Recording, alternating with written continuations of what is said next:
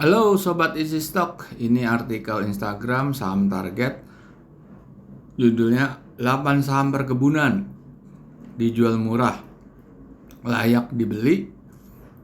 Ini semuanya adalah saham CPO. Kalau kita lihat price to book value-nya semua di bawah 1, malah ada yang di bawah setengah.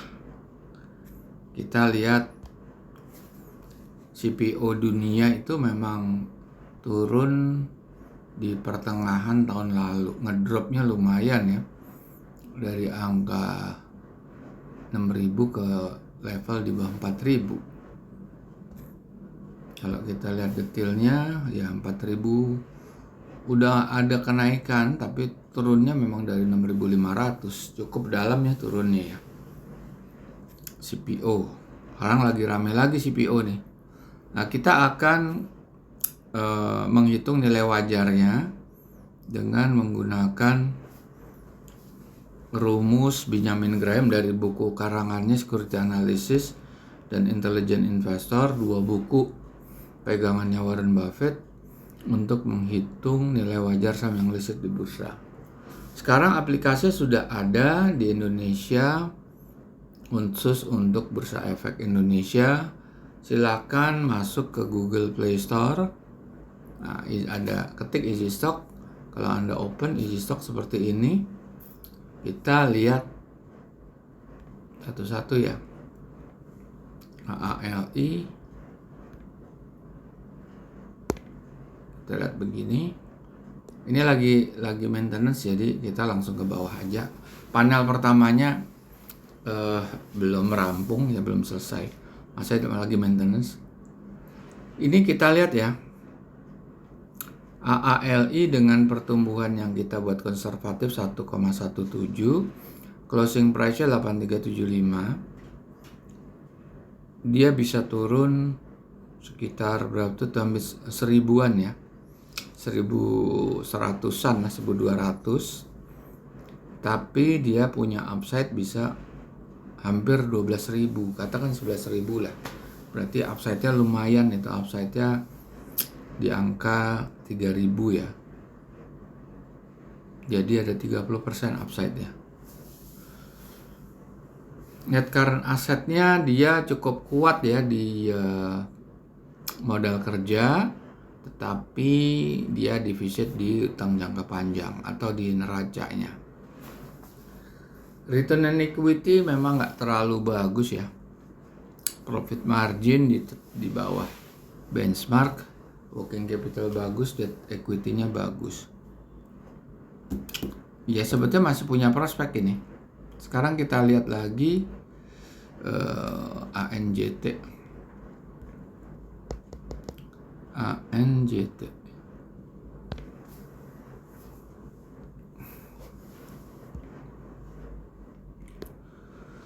ANJT juga ada upside, tapi nilai wajar terendahnya itu bisa turun sangat dalam tak terhingga.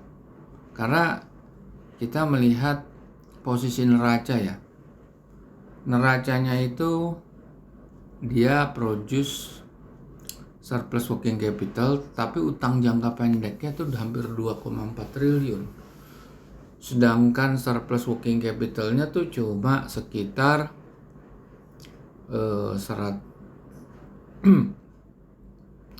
sekitar berapa ya, hampir nggak sampai 200 miliar sebetulnya. Makanya dia negatif. Dia bayar dividen bagus, free cash flow-nya juga bagus, return equity-nya rendah, profit margin-nya di atas benchmark ya. Gitu. Sekarang kita lihat LSIP, CPO-nya Salim Group. Kalau lihat di sini dia masih punya upside 11.040.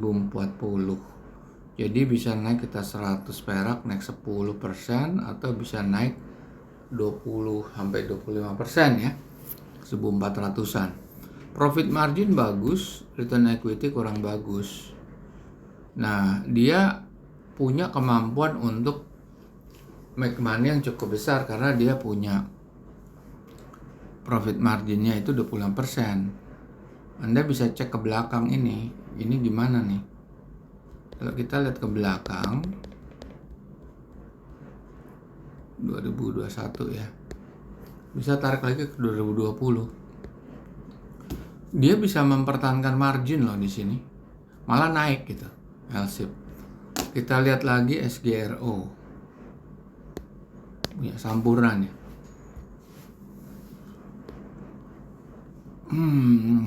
Dia punya upside tinggi tapi downside-nya juga dalam tuh, bisa ke 1200-an, 1300 dia bisa turun 1200-an lah. Upside-nya bisa 2 kalinya. Ini sebetulnya karena beban utang jangka panjangnya tuh besar, 3,7 triliun. Artinya perusahaan ini punya potensi pada saat utang jangka panjangnya itu tidak di-restructure atau tidak dilakukan refinancing atau exchange over, dia akan mengalami problem nih kalau nggak segera ditangani. Dia punya margin bagus seperti LSIP tadi 20% lebih, return equity-nya juga bagus gitu. Kita lihat lagi saham DSSA.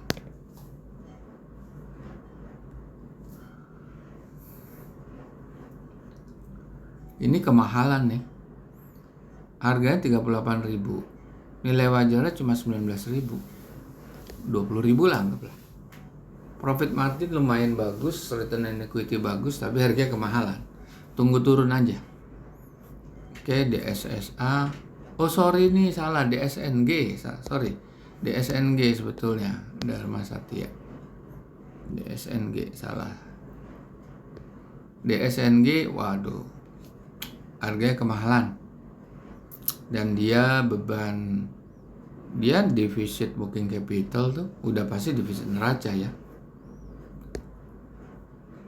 Profit marginnya sih lumayan, return equity di atas benchmark, tapi dia kemahalan. Oke, kita lihat Palem, SIMP. Oke, kita lihat SIMP dulu. SIMP, sorry.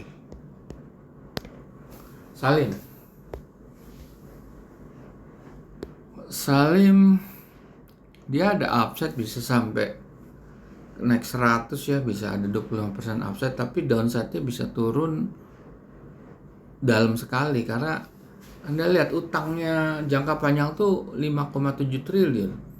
Sedangkan kemampuan working capital aja sudah defisit 100 miliar.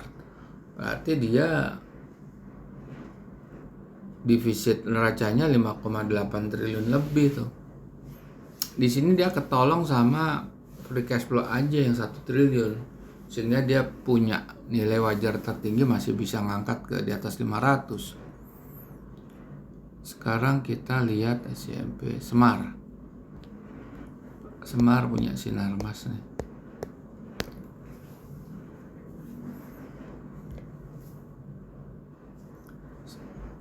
Kita kasih semua growth-nya konservatif ya, konservatif nih 1,98. Sebetulnya udah lumayan ini.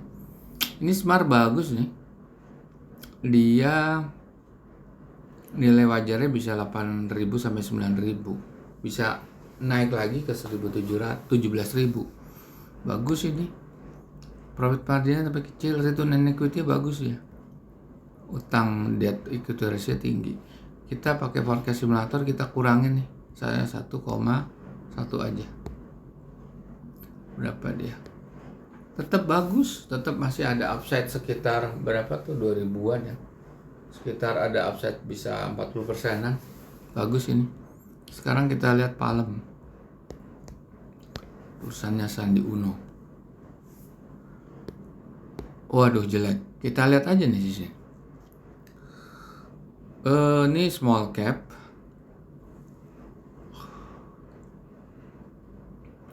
Dia net karena 121. Sebetulnya dia debt free ya. Cuma dia kegedean bayar dividen tuh. Coba sekarang gini, net income-nya sendiri itu 27 miliar. Tapi dia bayar dividen 300.